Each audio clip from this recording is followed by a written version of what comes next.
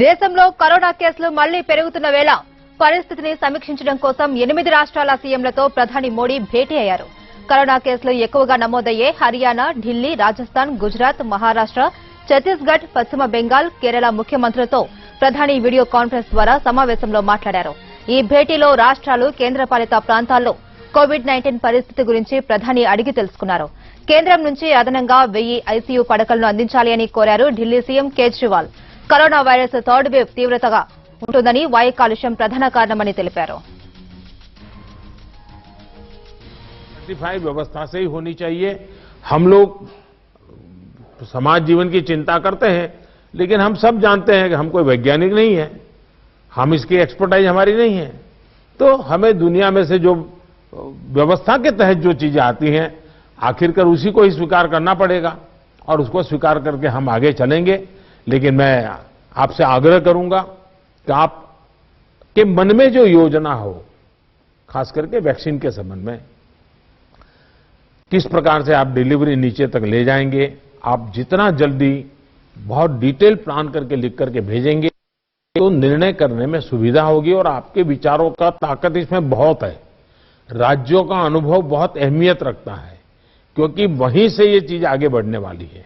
और इसलिए मैं चाहूंगा कि आपका बहुत ही एक प्रकार से प्रोएक्टिव पार्टिसिपेशन इसमें बने, यही मेरी अपेक्षा है।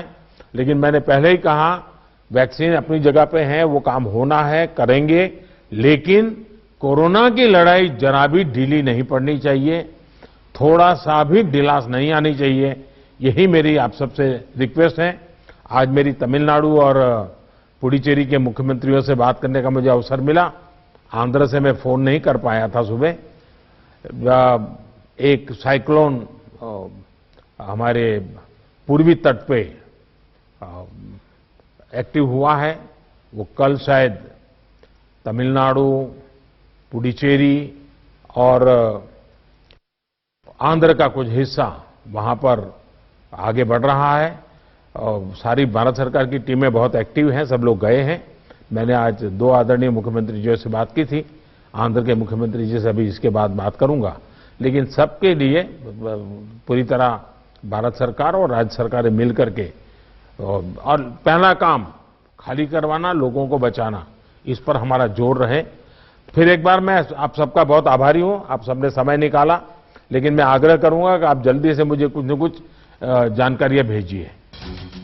चर्चाएं, डिस्कशन हुआ है, उसमें सभी राज्य इन्वॉल्व है, अफसर लेवल पे इन्वॉल्व है, दुनिया के अनुभवों को भी शेयर।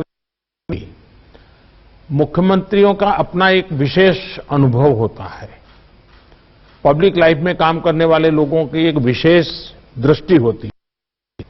क्योंकि इन चीजों को अगर आपके सुझाव मिलेंगे तो मेरा आग्रह है कि आप लिखित में अगर हो सके उतना जल्दी, क्योंकि आज भी कुछ है सबने कि ये हो, ये हो, ये हो, इससे भी ज्यादा होंगे।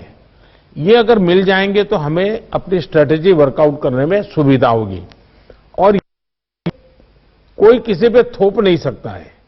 भारत सरकार निर्णय करे कि हम ये करेंगे और राज्य सरकार, ऐसा नहीं हो सकता। हम सबको मिलकर के ही इस चीज को आगे बढ़ाना पड़ेगा और इसलिए सबके विषयों का बड़ा महत्व है। कोरोना संक्रमण से जुड़े जो प्रेजेंटेशन, उनमें भी काफी जानकारियां उभर कर आई है। मैं प्रारंभ में कुछ मुख्य की थी जहां स्थिति जरा बिगड़ रही है। जहां तक वैक्सीन का सवाल है, वैक्सीन की स्थिति और डिस्ट्रीब्यूशन को लेकर भी कुछ भी चर्चाएं हुई हैं। एक प्रकार से मीडिया में जो चलता है वो अलग चीज होती है, हमें तो इन चीजों को ऑथेंटिकली ही आगे बढ़ना पड़ेगा, इनका हिस्सा है। लेकिन फिर भी काफी चित्र स्पष्ट हुआ है।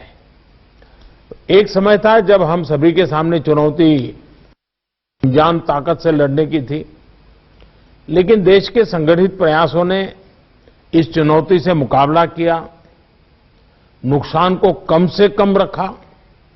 आज रिकवरी रेट और फर्टिलिटी रेट दोनों ही मामलों में भारत दुनिया के अधिकतर देशों से